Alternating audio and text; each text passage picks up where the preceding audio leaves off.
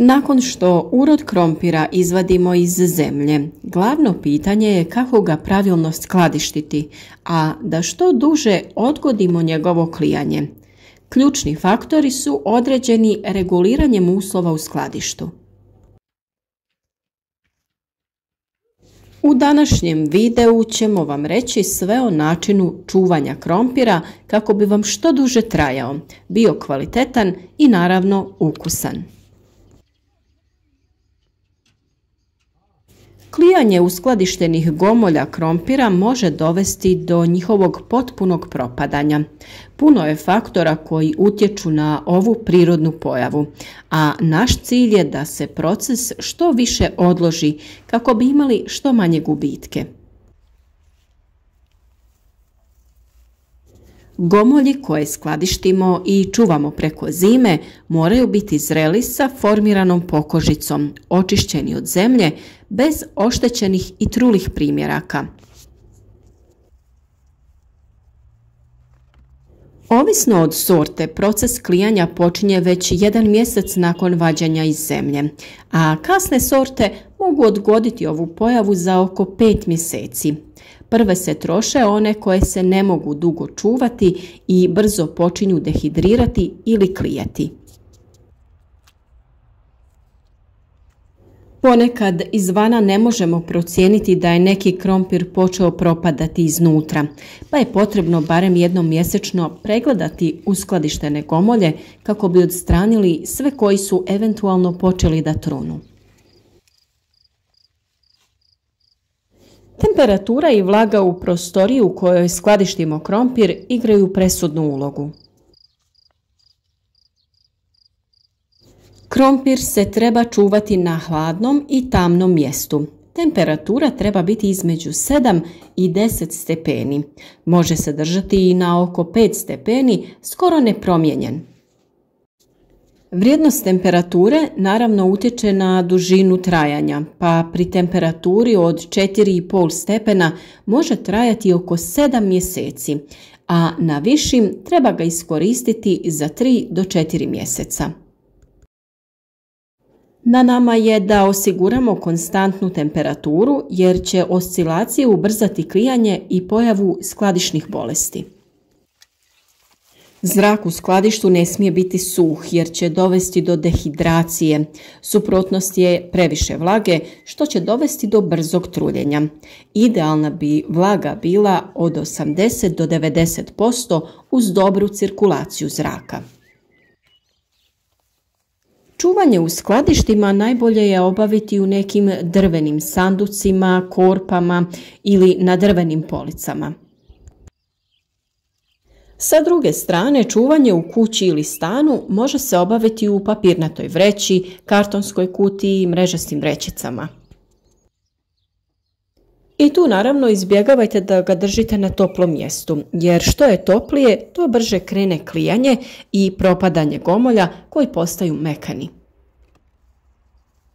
Nemojte ga ostavljati pored drugog voća i povrća koje ima jak miris ili pospješuje ovu pojavu.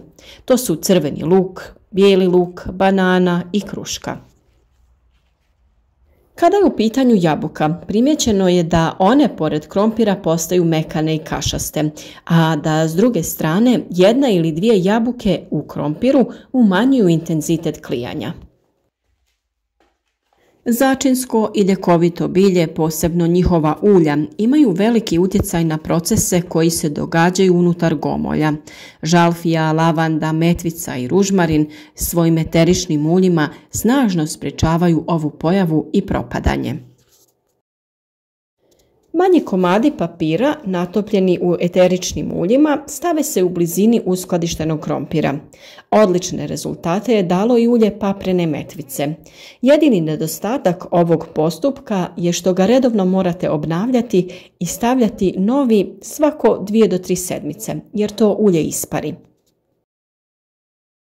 Za čuvanje krompira duži vremenski period morate imati prikladan prostor u kojemu barem neko vrijeme možete osigurati uslove bez svjetlosti, temperature između najmanje 5 do 10 stepeni te veći postotak vlage zraka.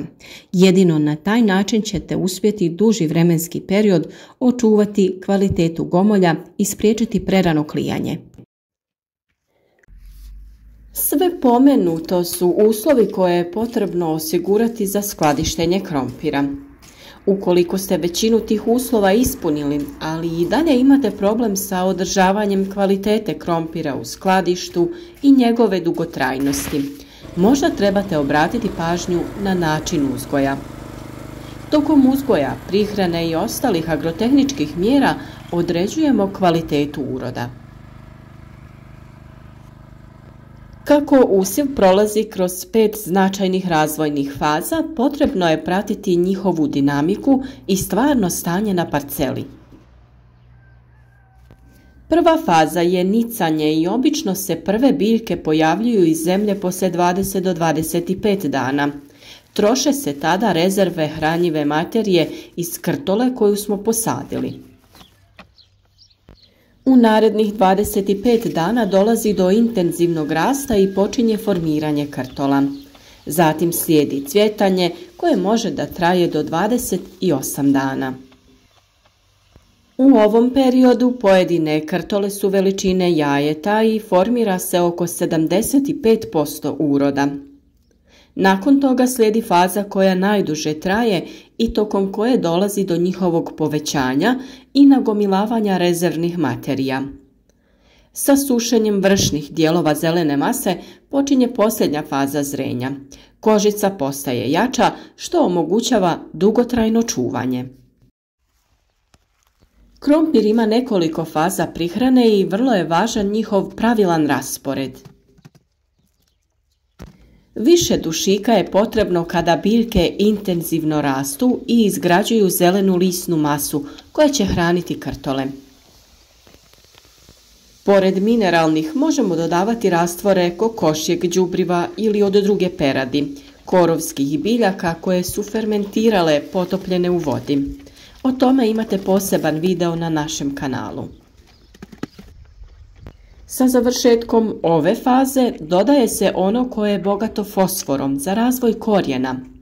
U fazi povećanja krtola i nagomilavanja rezervnih materija povećavaju se zahtjevi za biljnim hranjivima.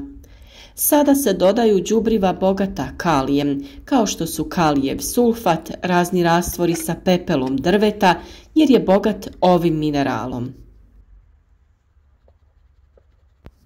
Kao đubrivo za krompir odličnim su se pokazali pepeo drveta, đubrivo od koprive, kokošji đubar, đubrivo od gaveza, goveđi stajnjak, kompost, glistinac, mikrobiološka i druga hranjiva. Krompir odlično reaguje na dodavanje pepela tokom sadnje. Pepeo drveta sadrži fosfor, kalij, kalcij i druge elemente. Đubrivo od koprive je još jedno odlično đubrivo na koje krompir dobro reaguje. Ukoliko se ovo đubrivo primjenjuje folijarno, pozitivno utječe na cjelokupnu biljku i povećava njenu otpornost. Kopriva se može koristiti i kao malč. Njene žarne ćelije smetaju krompirovoj zlatici prilikom izlaska iz zemlje i vraćanja. Zbog toga će manje da se zadržavaju na krompirištu koje je malčirano koprivom. Đubrivo od gaveza je bogato sadržajem kalija. Pored kalija sadrži i druge hranjive materije i minerale. Pošto je krompir veliki potrošač kalija, on izuzetno dobro reaguje na primjenu ovog hranjiva. O toj temi imamo poseban video na našem kanalu, pa ga pogledajte kako bi bili spremni za narednu godinu. Na vrijeme odradite pojedine korake tokom uzgoja. Upravo iz tog razloga uvijek preporučujemo da zapratite naš kanal jer većina savjeta je vezana jedna za druge. U jednom videu vam opišemo neki postupak koji kasnije samo povežemo sa drugim, pa vam onda dio uputa nedostaje ako ih niste na vrijeme poslušali.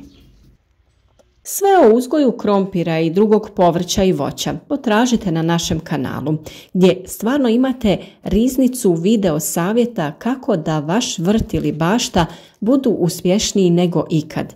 Zapratite naš kanal, a klikom na znak zvonca osigurajte sebi da za svaki novi video dobijete obavijest kako bi bili u korak sa radovima.